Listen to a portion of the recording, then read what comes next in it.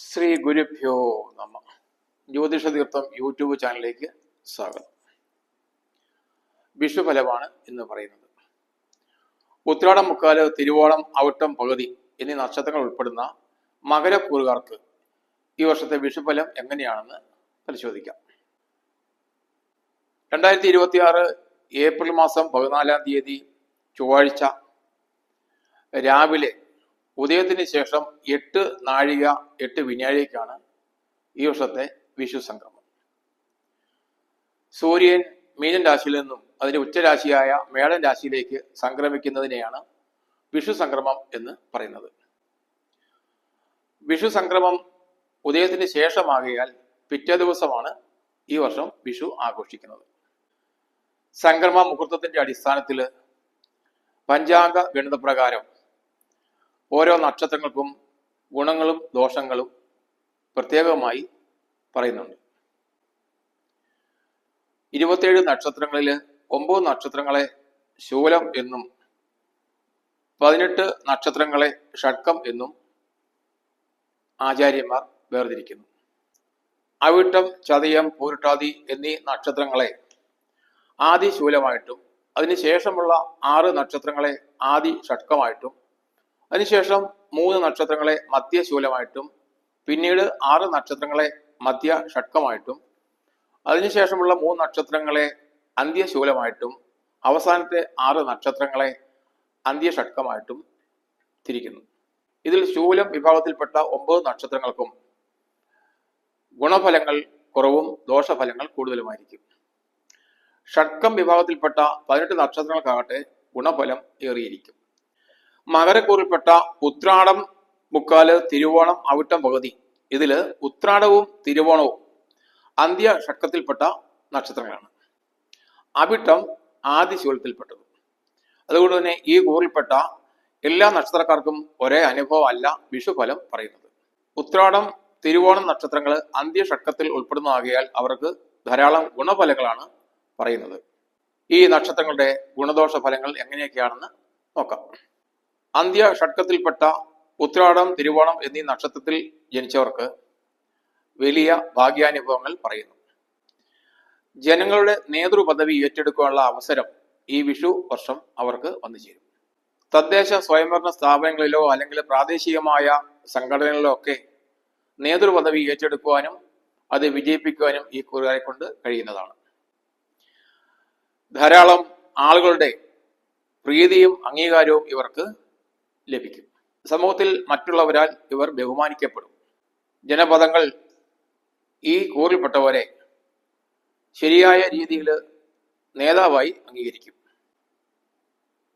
സാമ്പത്തികമായ നേട്ടവും ഇവർക്ക് അനുഭവപ്പെടും. പ്രത്യേകിച്ച് തൊഴിൽപരമായിട്ട് വലിയ ഉയർച്ച ഇവർക്ക് അനുഭവപ്പെടുന്നതാണ്.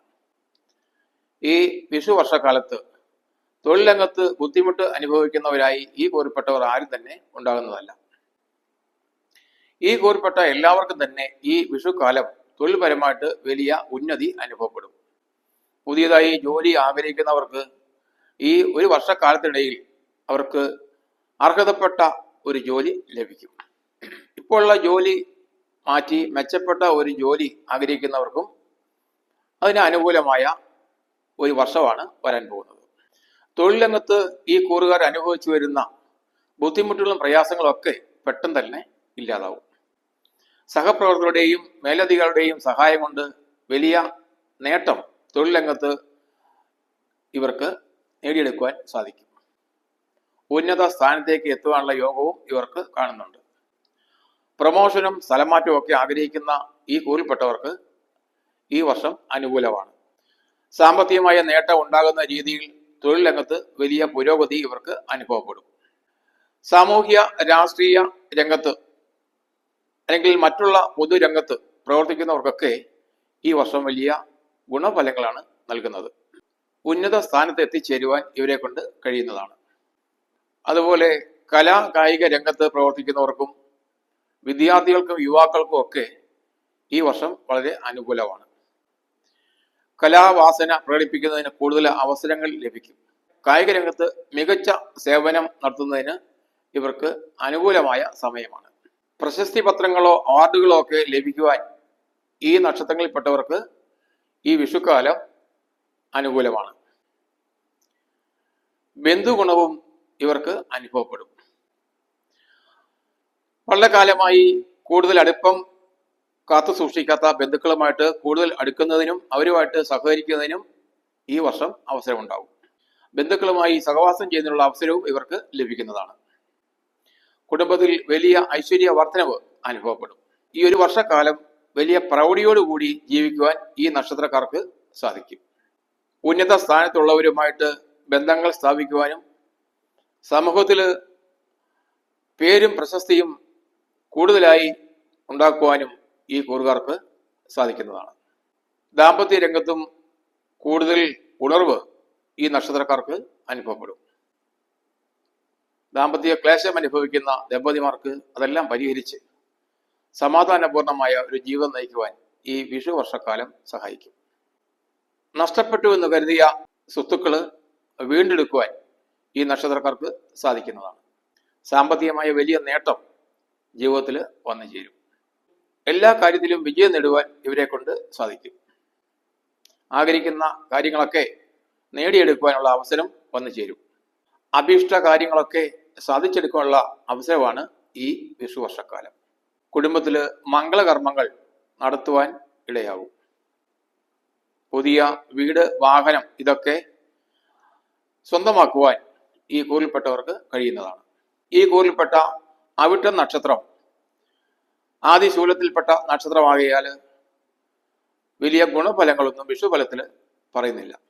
ധനനാശം, രോഗം, വ്യയം, ആപത്തുകൾ ഇതൊക്കെ ഈ നക്ഷത്രത്തിൽപ്പെട്ടവർക്ക് വരാൻ സാധ്യതയുള്ളതായിട്ടാണ് വിഷുഫലം പ്രവചിക്കുന്നത്.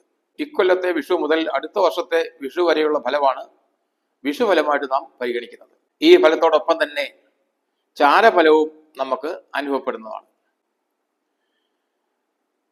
ഈ കൂറുകാരെ സംബന്ധിച്ച് ശനി ചാരവശാൽ 3-ാം ഭാവത്തിലാണ് ഈ ഒരു വർഷക്കാലം സ്ഥിതി ചെയ്യുന്നത്.